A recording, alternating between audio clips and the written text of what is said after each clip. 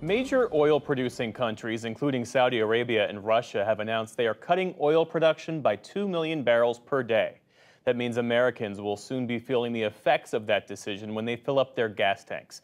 But as Ali Rogan reports, the impact will depend, at least in part, on where in the country you live.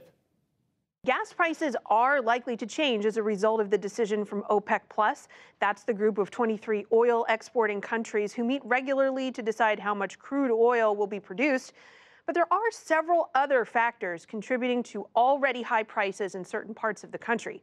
Here to break it all down for us is Patrick DeHaan, head of petroleum analysis at GasBuddy. It's an app which helps drivers find low fuel prices. Patrick, thank you so much for joining us. In general, we've been seeing gas prices tick down throughout a lot of the country, but there are some major exceptions to that, especially with places like California and the Great Lakes region. And of course, those are major population centers. So can we first talk about why prices were ticking back up in that part of the country? Yeah, that's right. For the past few weeks, an onslaught of refinery issues, both in the West Coast and the Great Lakes, has pushed gas prices up tremendously in areas of California. Some stations have risen their price $1 to $1.50 a gallon based on those refinery shutdowns, which has brought supply to its lowest level in the West Coast in 10 years. Two refinery issues in the Great Lakes as well has sent gas prices up 50 cents to $1 a gallon in that region. And when you say refinery issues, what are we talking here? We know that sometimes refineries have to go offline for some scheduled maintenance, but what was happening in these cases? Well, kind of a variety of both of those. That is, refineries generally do maintenance in the off-peak times of year. With summer behind us now, several refineries are undergoing seasonal maintenance. That's normally not a problem, but in California and the Great Lakes situations, it's the unexpected issues that can arise, akin to getting a nail in your tire when you're taking a road trip or a rock in your windshield. These can be minor issues, but put together, it greatly limits the ability for refineries to produce gasoline. So it's planned maintenance, but more so the unexpected outages, 4 of them in California alone, that have caused prices to soar. And so you add to that the OPEC Plus news. How is that going to compound what those parts of the country are feeling in terms of gas prices? Well, as a result of the OPEC decision to cut oil production, I expect that the national average could rise 10 to 30 cents a gallon.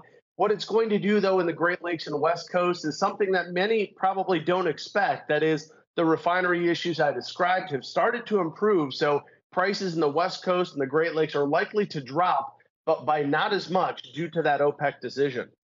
And then what about the rest of the country that we left out when we're talking about those specific regions? You just mentioned the prices are likely to increase. So how are those regions of the country going to be affected? Well, we're already starting to see some of these regions go up in price, and that's because oil prices had expected this OPEC decision.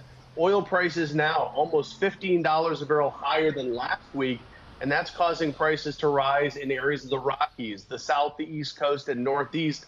I expect the total increase to be somewhere in the neighborhood of 10 to 30 cents a gallon.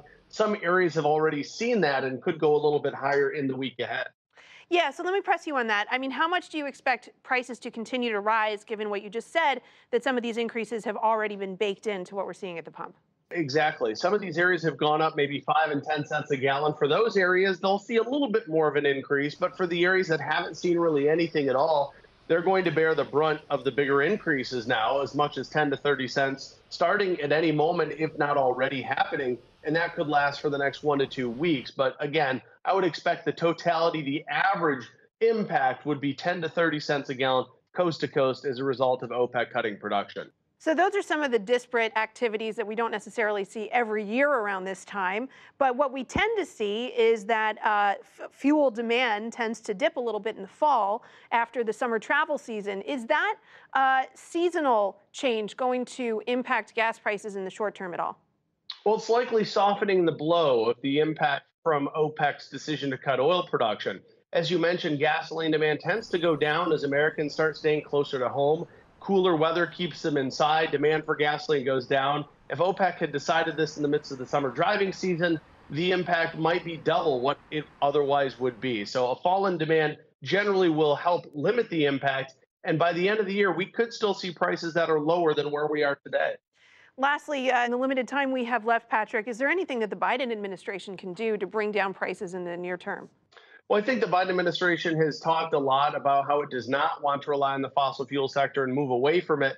But in that attempt, it's also undermining oil companies' desires to invest, knowing that the writing may be on the wall. So while the Biden administration has gone to countries like Iran and Venezuela and asked for additional oil output, I think the president could provide some clarity. And while he shifts his agenda to cleaner energy, provide clarity to the oil sector that he has gone after in his year and a half in the White House. Fascinating. Patrick De Haan, head of petroleum analysis at GasBuddy. Thank you so much for your time. My pleasure.